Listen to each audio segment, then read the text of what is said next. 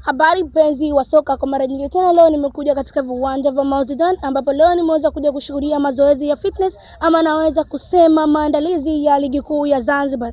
Na leo tutaenda kuongea na waamuzi wachache watueleze jinsi gani walivyoweza kujiandaa katika ligi hiyo ya Zanzibar.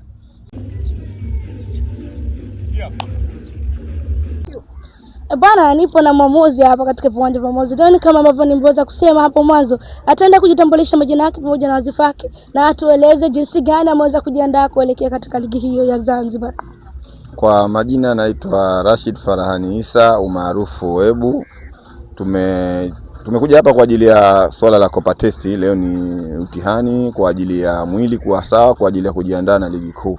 Kifupi tumejiandaa kama waamuzi wote unavyowaona hapo. Tumejiandaa ili tukachezeshe ligi ambayo itakuwa ligi bora na maandalizi mabora ya timu. Ligi bora inapatikana na waamuzi bora, timu bora, hata ZFA kuwa bora kusimamia misingi, basi tutakuwa tuna ligi nzuri. Kifupi tumejiandaa na tunategemea kufanya hapo ili tumalize.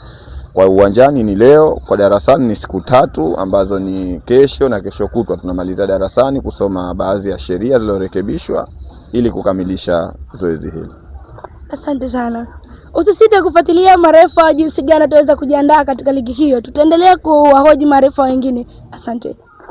Kwa upande wa mwamuzi mwingine, labda naye hapa ataweza kutuelezea jinsi gani wanaandaa maandalizi yao ya ligi kuu. Somali, mambo vipi? Salama, kwema? Kwema kabisa. Somali, leo tumekuja hapa kushuhudia maandalizi ya ligi kuu kama mwamuzi.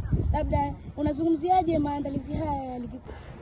Hii ni mipango ya kwenda kucheza msimu wa 26-27. Kwa hiyo kama vilabu ambao tunasajili na kujiandaa na waamuzi pia tunafanya mazoezi, na kuna mtihani maalum ukifaulu ndio unaenda kwenye kuchezesha ligi kuu msimu ujao. Ukifeli tutasubiri. Ni maandalizi ya kawaida ya msimu kwa waamuzi wa ngazi zote, wa FIFA, viti na daraja. Kwa hiyo ni kawaida kila msimu kuelekea ligi kuu kuanza.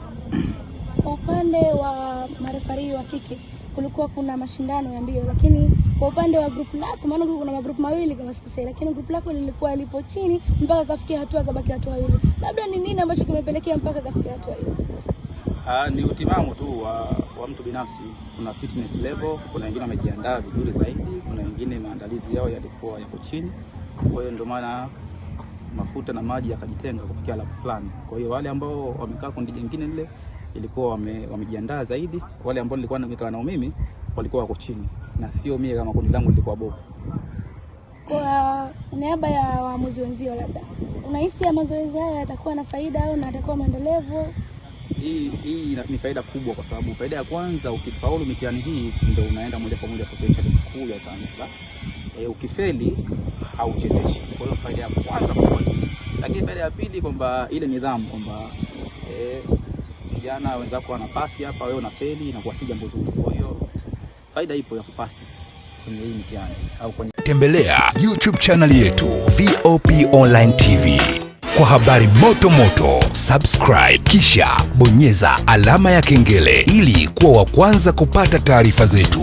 Usisahau kulike, kucomment na kushare. VOP Online TV.